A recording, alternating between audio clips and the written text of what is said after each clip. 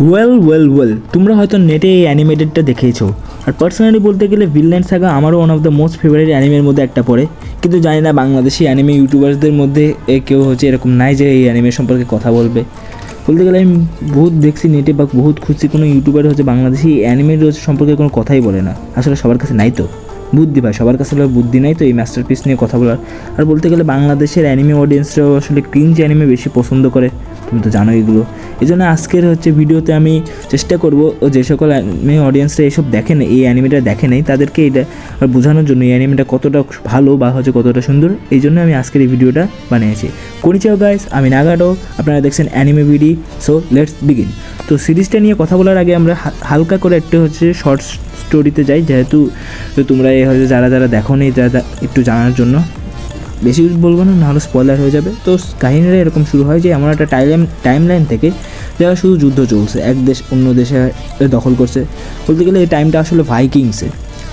আর তোমরা যারা হিস্ট্রি জানো বা পড়েছো, তো তোমরা জানো যে ভাইকিংসের টাইমটা আসলে কীরকম ব্রুটাল টাইমটা হিসেবে বিবেচনা করা হতো ইউরোপে। তো এরই মধ্যে এমন একটা আইল্যান্ড আছে যে জায়গায় মানুষ খুব শান্তিতে বসবাস করছে। আর এই আইল্যান্ডে থাকে আমাদের স্টোরি মেইন ক্যারেক্টার থাকে, মানে হচ্ছে আমাদের থরফিল, যে আমাদের মেইন ক্যারেক্টার। এবং ওর বাবা থর ছিল এই আইল্যান্ডের হচ্ছে প্রোটেক্টর বা হচ্ছে মেইন লিডার। তো একদিন এমন হয় যে তারা যে আইল্যান্ডে থাকে, সেই আইল্যান্ডের আশেপাশে আসলে বিভিন্ন কান্ট্রি তো থাকেই। তো সেই কান্ট্রিদের মাঝে একটা যুদ্ধ বেঁধে যায়। তো এর মধ্যে তারা সেসব কান্ট্রির মানুষজনরা এসে তাদের কাছে একটু সাহায্য চায় যে ভাই আপনারা সাহায্য করেন। আসলে এটা নর্মাল কথা। এবং তারা শুধু কিছু এমনি হেল্পও চায়নি, তার সাথে ওরা হচ্ছে হুমকিও দেয় যে যদি আপনারা সাহায্য না করেন তাহলে আমরা হচ্ছে আপনাদের যার থেকে কোনো কিছু এক্সপোর্ট করবো না, আবার কিছু নিবও না। মানে হচ্ছে যেহেতু একটা একা আইল্যান্ড বসে রয়েছে, তাই ওদের হচ্ছে খাদ্য ওই নিয়ে হচ্ছে সবসময় টানাটানি পড়েই থাকে। এই জন্য তারা হচ্ছে বাধ্য হয়ে অ্যাকসেপ্ট করতে হয় তাদের। এরপরে হচ্ছে কাহিনিটা শুরু হয়। এর থেকে বেশি বললে হচ্ছে তোমাদের কাছে স্পয়লার হয়ে যাবে, এই জন্য তোমরা নিজেরাই দেখো বাকিটুকু। তো আমাদের হচ্ছে কাহিনিটা হচ্ছে কেন দেখবো অ্যানিমে, এই নিয়ে সবচেয়ে বড় কোশ্চেন আসতে পারে। তো এই কোশ্চেনের সবচেয়ে ভালো উত্তর হচ্ছে তোমরা যারা অ্যানিমে দেখো নি, তোমরা আগে দেখো অ্যানিমেটা। বিশ্বাস করো ভাই, তুমি যদি এই অ্যানিমেটা দেখো তাহলে তোমার পৃথিবী দেখার চিন্তাই পুরো পাল্টে যাবে। তুমি নিজেকে মোটিভেটেড ফিল করবা। কারণ কি বলতে গেলে সেই সময়টা এত ব্রুটাল ছিল, এতটা খুনাখুনি বা এতটা ভয়ঙ্কর ছিল যে সেই সময় থেকে তুমি এখন নিজেকে লাকি ফিল করবা।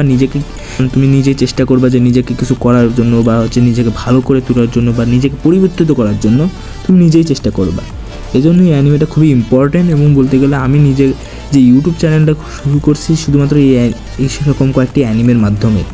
এরপরে আসে আমাদের হচ্ছে অ্যানিমেটা বলতে কী চেয়েছে। এই জায়গায় আমি হচ্ছে কয়েকটা পার্ট বলবো, সম্পূর্ণ কিছু বলবো না, কেন কি তোমরা নিজেরাও দেখে কিছু শিখবা। তো কয়েকটা পার্টে বলছি, তার মধ্যে একটা পার্ট হলো অভিজ্ঞতা মানুষকে শান্ত এবং জ্ঞানী করে দেবে। দেখো, যদি তুমি বেশি জ্ঞানী বা অভিজ্ঞ হয়ে যাও বা বুদ্ধিমান হয়ে যাও, তখন তোমার ক্যারেক্টার একটা মেজর চেঞ্জেস আসে।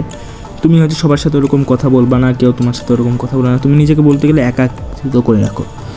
তারা হচ্ছে তুমি নিজে টের পাবা না, কিন্তু যারা হচ্ছে তোমার সাথে অনেক বছর ধরে কন্ট্যাক্ট করেন তারা খুব ভালো করে বুঝতে পারবে যে তোমার কত কিছু পরিবর্তিত হয়েছে, তুমি নিজেকে ইমপ্রুভ করেছো, সেটা ওরা বুঝতে পারবে, তুমি বুঝতে পারবে না। এরপরে 2 নম্বরে যদি বলি এটা, তাহলে এটা হচ্ছে মেন লাইনটা, যেটা এটা পুরা মেন যে কী বলতে চাইছে, এটা সবথেকে বড় পার্ট। সেটা হচ্ছে এই জিনিসটা এই অ্যানিমেটা বলতে চাইছে meaning of a true warrior. এই জিনিসটা বলতে গেলে সবচেয়ে কমপ্লেক্স একটা বিষয়। কারণ কি আমরা জানি যে একজন ওয়ারিয়ারের কাজ শুধুমাত্র যুদ্ধ করা, যুদ্ধ জিতা, এটাই কাজ। কিন্তু আসল উত্তর হলো না। একজন ট্রু ওয়ারিয়ার ডেফিনেশন হলো সে একজন বুদ্ধি বিবেচক মানুষ, একজন হচ্ছে ইন্টেলিজেন্ট অনেক মানুষ, একজন শান্ত প্রকৃতির মানুষ। সে নিজের বিচক্ষণতা বুদ্ধি ব্যবহার করে যুদ্ধ যায়। এবং এই জন্য অ্যানিমের সবচেয়ে ফেমাস লাইনটা এসেছে, যেটা হলো true warrior don't need a sword. এবং তারপরে শেষ ওয়ার্ডটা মানে আমি যেটা বলতে চাই সেটা হলো ব্যাট্রিয়াল কাম ফ্রম অ্যান এনিমি। মানে হচ্ছে বিশ্বাসঘাতকতা কোনোদিনও শত্রু করতে পারে না, শুধুমাত্র বন্ধুরাই হচ্ছে নিজের আপন মানুষরাই হচ্ছে শুধুমাত্র বিশ্বাসঘাতকতা করতে পারে। এটাই তুমি এই অ্যানিমেতে দেখতে পারবে। যেহেতু আমরা অ্যাস্ট্রয়েডের ক্যারেক্টারে আমরা এই জায়গায় রাখতে পারি যে সে কীভাবে থরের হচ্ছে থরের সাথে বিশ্বাসঘাতকতা করেছিল। সত্যি কথা বলতে গেলে সেও নিজেকে পরিবর্তন করেছে, কারণ এটা ভিনল্যান্ড সাগা, এই জায়গায় তো পরিবর্তন হবেই, নিজের ক্যারেক্টার ডেভেলপমেন্ট হবে। এই জন্য আমি বলতে গেলে আমার অ্যাস্ট্রয়েড সবচেয়ে ফেভারিট ক্যারেক্টারের মধ্যে পড়ে যায়। কেন কি সে নিজেকে হচ্ছে শুধরাইছে, ওকে মানে সে নিজেকে শুধরাইছে, পরিবর্তিত করেছে, নিজেকে আরও উন্নত করেছে। এই জন্যই তুমি অ্যাস্ট্রয়েড এর ক্যারেক্টারকে ফলো করার মতনই ক্যারেক্টার, এবং বলতে গেলে সবচেয়ে পছন্দের ক্যারেক্টার সবারই হবে থর, কারণ কি সে একজন আইডিয়াল মানুষ এবং সে এটা বের করে ফেলছিল যে ওয়ার কোনো দিনই শান্তি বয়ে নিয়ে আসতে পারে না। মানুষ শুধুমাত্র যুদ্ধের মাধ্যমে শুধুমাত্র কষ্ট বেদনা এগুলোই খুঁজে পায়, আর কিছু পায় না। এটা শুধুমাত্র থর থেকে আবিষ্কৃত হয়েছে এবং থরের সাথে থর নিজের সাথে যে সকল মানুষদের নিয়েছিল তারাও এটা বুঝতে পেরেছে। সে এটা বুঝতে পেরেছে যে হচ্ছে যুদ্ধের কোনো মানেই দাঁড়ায় না যতদিন না হচ্ছে নিজের স্বার্থ পর্যন্ত বা নিজের জীবনের ঝুঁকি আসে বা এমন কিছু হয় যে এটা হচ্ছে আসলে প্রয়োজন নাই। যতক্ষণ পর্যন্ত এটা কোনো বিশেষ প্রয়োজন থাকে না ততক্ষণ পর্যন্ত কোনো যুদ্ধের প্রয়োজন নাই। এই জন্যই হচ্ছে সে একটা আইকনিক লাইন বলেছে যে আই হ্যাভ এনি এনিমি, মানে তার কোনো শত্রুই নেই। এটা আমি সিরিজের প্রথমে সত্যি বলতে আমি নিজেও বুঝতে পারিনি, কিন্তু এখন সিরিজ শেষ হতে যেহেতু চলেছে ভিলেন সাগা সিজন 2-তে, এখন আমি বুঝতে পারছি আসলে এটা সত্যি কথা।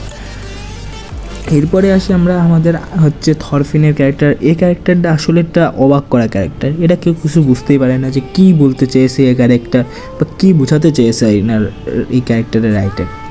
তো এরকম বলতে পারো যে সে একটা ছোটো বাচ্চা কীভাবে একটা ওয়ারে গেলো, কীভাবে ওয়ারটা দেখলো, নিজেকে আরও একটু কীভাবে রাগী হয়ে গেছে, মানে বলতে গেলে যে সে প্রতিশোধের আগুনে জ্বলছে, কিন্তু পরবর্তীতে সেও বুঝতে পারে যে প্রতিশোধ নিয়ে লাভটা কী হবে, কারণ কি যেহেতু সে প্রতিশোধ যদি নেয় তাতে তার বাবাকে ফিরে পাবে না একদম। এই জন্য সেও ধীরে ধীরে নিজেকে পরিবর্তন করে শান্ত প্রকৃতির হয়ে উঠছে, এবং এই জন্যই হচ্ছে আমার এই ভিলেন সাগা অ্যানিমেটা খুব পছন্দের, কারণ কি এই অ্যানিমেটা শুধুমাত্র ক্যারেক্টার ডেভেলপমেন্ট নিয়ে কথা বলে, কীভাবে একজন মানুষ হচ্ছে ট্রু ওয়ারিয়ার হয় এটা কথা বলে, এবং বলে যে কীভাবে জীবনটা সুন্দরভাবে বাঁচানো যায় এটা বলে। এই জন্য ভিলেন সাগা অ্যানিমেটাও সবার দেখা উচিত। এবং তোমরা যারা ভিলেন সাগা দেখেছো অ্যানিমে, তোমরা নিজেরাও কমেন্ট বক্সে জানিয়ে দিও কীরকম লাগছে ভিলেন সাগাটা। আমার তো পার্সোনালি ওপিনিয়ন দিতে বলতে গেলে লাইফে কমপক্ষে একবার এই অ্যানিমেটা দেখা উচিত সবার। ততক্ষণের জন্য সায়োনারা, আবার দেখা হবে নতুন ভিডিওতে। আর বলতে গেলে আমি এই অ্যানিমের জন্য কোনো স্ক্রিপ্ট লিখি নাই, আমি নিজের মনের থেকে বলেছি যেহেতু এই অ্যানিমেটা, এই জন্য তোমাদেরকে আমি আজকে সাবস্ক্রাইব করার কিছু বলবো না, তোমাদের নিজেদের ইচ্ছা এটা।